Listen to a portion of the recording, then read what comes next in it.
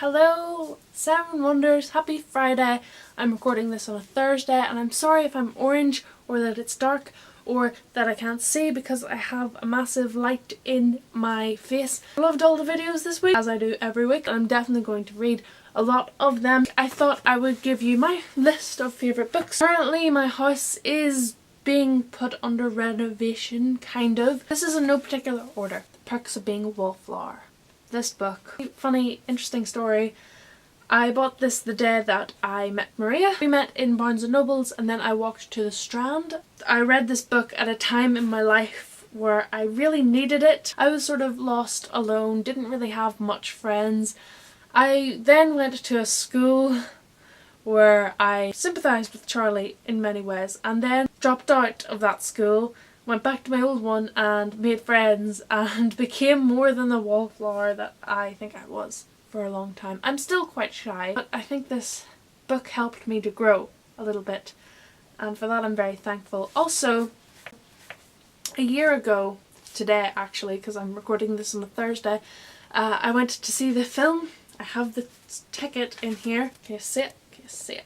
Can you see it? I went to see this with Rosanna, who, like, we were friends obviously, but I didn't really hang around with her that much before, and I just thought she might like it because she really likes Emma Watson. I mean, she thinks that they're the same person. She loved the film. I think she was a bit creeped out at it, but I think like our shared appreciation of it, and then she later read the book and then I forced this into the hands of my friend Sophie, and sort of having that sort of helped me make friends with them a bit more. Tonight, as this is being put on the internet, we're going to have a viewing night of The Perks of Being a Wallflower and I can't wait for that, so yay. This book, I realise I haven't talked about what actually happens in the book. This book is about an awkward boy named Charlie. He's a bit of an outcast and he likes to watch people. That may sound a bit weird. Along the way he makes friends and his friends are just lovely, and I think everyone in this is written, it's just written very humanely, I don't know, and there's something not quite right with Charlie and the ending will kind of shock you and freak you out, but it is well worth it. Yes, I know Roisin is not a big fan of this, I don't think, but I cannot stop talking about this book. I'm going to move on to another book. Any novel by John Green. John Green books are all sadly in the shed and the majority of them are signed, and I'm sorry, all I have right now is Looking for Alaska because I'm rereading it with John and Hank, and I met them with Roisin and Jennifer and Rachel and their friends. Yeah, I think Rachel was there. Was she there? Were you there, Rachel? Yes, I think you were. Signed. All of my copies are signed, and this is Looking for Alaska. Not my favourite, which has caused controversy. I think maybe my favourite might be The Fault in Our Stars, which is now being turned into a film. The Fault in Our Stars, I think it's my favourite book. I do love Paper Towns and I have a different kind of appreciation for Looking for Alaska, but I'm going to talk about The Fault in Our Stars. It's about a boy and a girl and they suffer from cancer and they meet in a support group. It will make you feel all the things and it's just a lovely book, and I can't think about anything coherently apparently. And again I quote from it daily. Great Gatsby by S. Scott Fitzgerald. I can't find my book. I really love my book cover of that. Also bought it in the Strand this year and I have such an obsession with that book. I was lucky enough to study it, and I don't say that ironically. I actually really loved like learning about it and I absolutely love the 20s in America. Don't particularly like the film. I've actually ranted about The Great Gatsby I don't know how many times on my main channel, and I will put links to the videos that I did over there.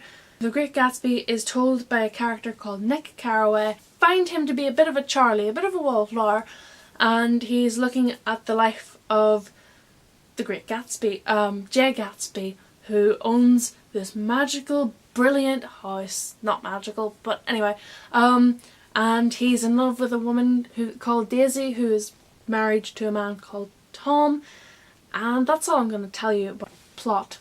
Go read it. It's kind of a funny story by Ned Vizzini. I adore this book. Craig is depressed. He nearly kills himself, and that's not really a spoiler, I don't think. And then he checks himself into a psych ward, and this follows the week that he has and the people that he meets and the girl that he likes, and it's pretty crazy, I'm not gonna lie. Oh, that's a bad pun. The film is not great because he doesn't really seem to be depressed unless he's got girl problems. Also, there's a scene there up on the rooftop, which I really don't think they would let suicidal teenagers up to, but there you go, that exists in the world. Anyway, One Day by David Nichols.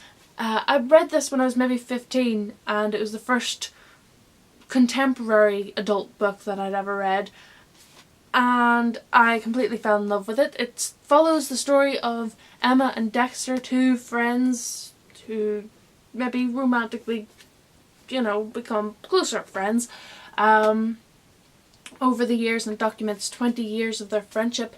The end, it's gonna hit you.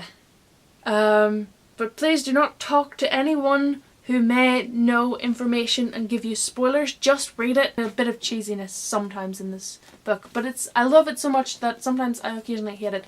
The film is okay. It's not great. Read the book because it's perfect. I don't currently have my copy of Picture of Dorian Gray. Yes, it is the gayest novel I have ever read in my entire life, but that doesn't mean it's not awesome. Go check it out. Love, love, love, love, love, love, love, love, love the book, and I'm definitely going to read a lot more Oscar Wilde. Sort of gluttony and vanity, and that's really all I can say. It's very hard to describe. Really good.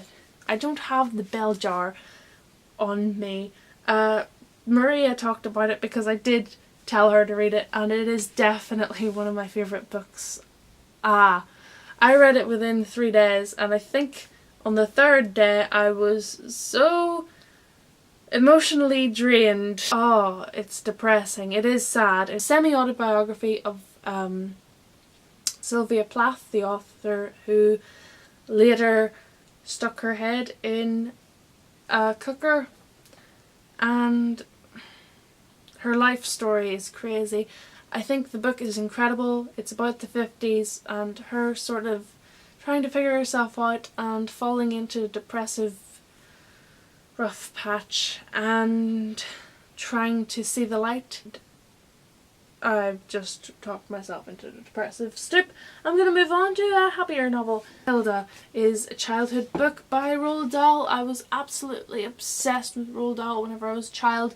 Him and Judy Blume, a little precocious child who's very smart and clever and has horrible parents and horrible teachers, except for Miss Honey, who's very nice, and she can move things with the power of her brain. If you're not laughing within the first 2 pages, I think you are possibly brain dead.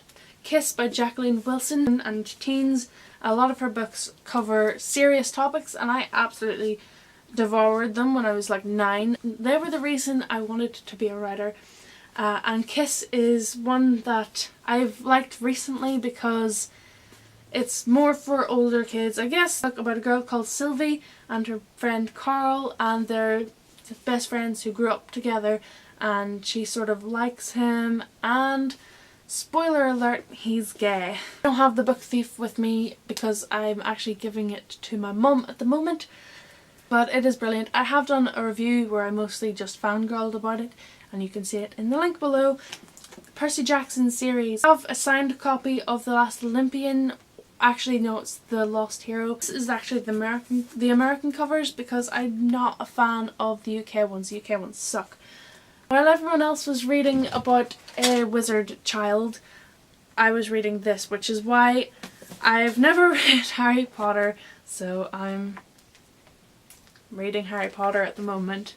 Tyler is gonna hate me for this, but I never read Harry Potter. Shh. Oh, I'm terrible. Books follow a demigod, which is half human, half god. He is from New York, and he's got these magical sea powers from his dad, and him and his friends go off on little adventures, and yes, there are 2 boys and a girl, and yes, there are lots and lots of things that are kind of similar to Harry Potter, but it's still such an awesome series. I haven't really gotten into the Heroes of Olympus series, sadly, or the King Chronicles that much, but I was so obsessed with these. These used to just consume my life. Just ignore the films. Just pretend they don't exist. I'm exhausted right now. I've talked forever. What am I reading now? I'm reading Howl by Allen Ginsberg. I read that Hazel Grace Lancaster was reading Howl by Allen Ginsberg, so I went out and bought Howl by Allen Ginsberg. So far it's great. It's poetry. It's quite good. Let's read an extract. With dreams, with drugs, with waking nightmares, alcohol and cock and endless balls. This came out in the 50s, which makes me really surprised, but I love it because I've talked forever and my cheeks are sore because I've just been talking non-stop. Bye.